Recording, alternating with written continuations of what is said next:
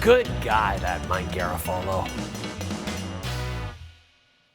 Here's our friend Mike Garafolo from the NFL Network back with us to talk about some of the other news from around the National Football League. Big news on Monday. Bryce Young has been benched in Carolina as the starting quarterback in favor of the veteran Andy Dalton.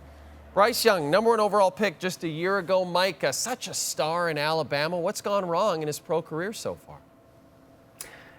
You know, the thought was last year that Bryce Young needed more talent around him, a better offensive line, because he was trying to really process things the way that he did in Alabama when he had all the protection in the world and plenty of targets to throw to, but he didn't have that in Carolina. So the previous coaching staff was telling him, yeah, it's nice that you're trying to go through your progressions and work the field and, you know, get defenses and safeties to react. They've got nothing to be scared of. Like, you're trying to make them move with your eyes and do all these things. So I said, you know what, once he gets a better offensive line, which he did this year, once he gets some better targets, which Deontay Johnson probably could have done a little bit more than that as well, I thought they'd see the progression. The Panthers, with Dave Canales as the head coach, thought they'd see the progression. Instead, he's gone the other way, and he looked worse. And he was telling the other players in the locker room, from my understanding, on Sunday night, I'm going to look at the film. I'm going to get this right. Hang with me.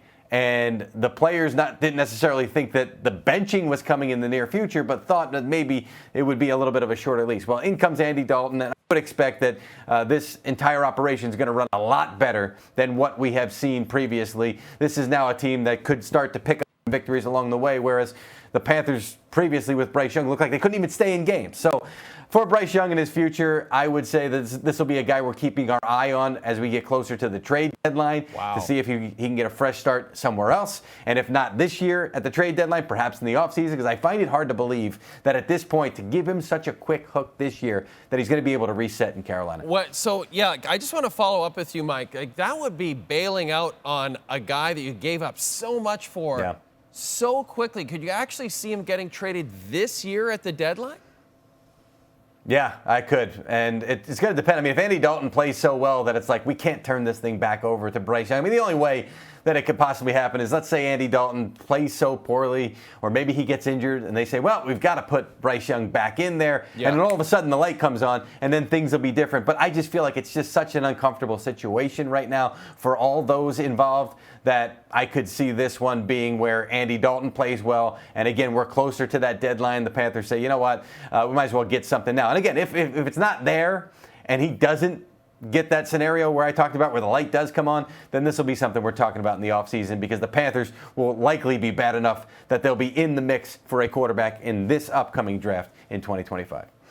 Tough time to be a Panthers fan. A tough time for injuries around the NFL. Mike, I couldn't believe these numbers. Almost 30 players placed on IR since the start of the season, including DeForest Buckner, who was placed on the IR Tuesday. If you were to single out a single team that's had it the worst, who would that team be?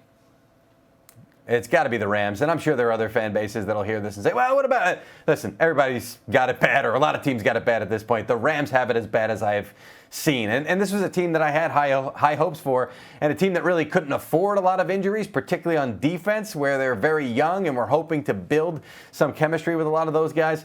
But to see the way that Puka Nacua has gone down, Cooper Kupp has gone down, the injuries on the offensive line. They lost Jonah Jackson, their guard, that they spent $13 million a year on to acquire as a free agent this offseason, to the same scapula injury that he had in training camp. It's like they need to bring in the witch doctor at this point to reverse the bad karma for whatever reason with the Rams right now. Now, I know Sean McVay, and I know that coaching staff, and they're going to work hard, and they're going to make no excuses, and they're going to try to get this thing right and hope that once these guys start to heal up later in the season, they're somehow still in it and they can make a run late in the year.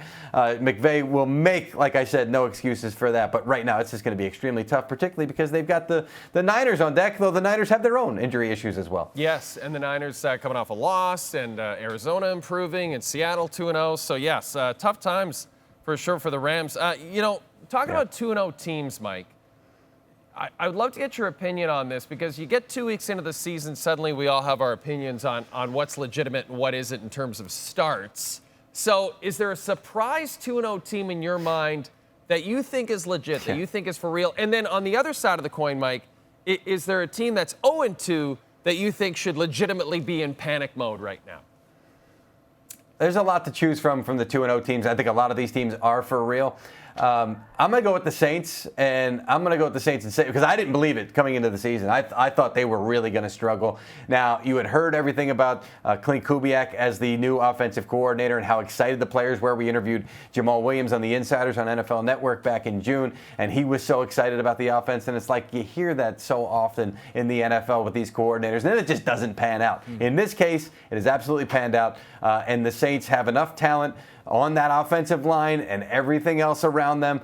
We knew about the defense. I mean, we've seen this defense year in and year out, and Dennis Allen's done a great job as a defensive head coach. But for this offense to be playing the way that it has been, I'm going to put them in the for real category and say we're going to see them in the postseason. On the other side, I'm probably going to go Giants on this one with the 0-2 teams. They're going to tell you they're not panicking. Here's the problem.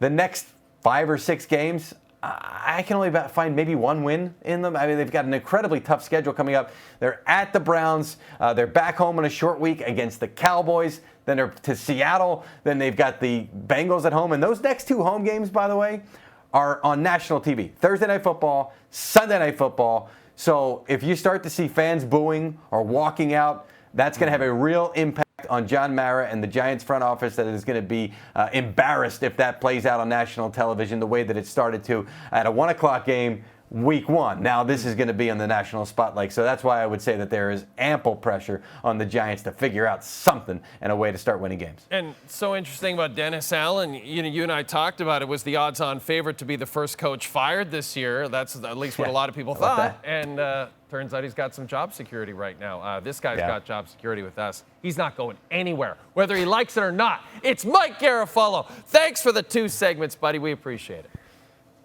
Are you the ones that chained me to this desk? I thought it was the NFL Network. I guess it must be you, Jay.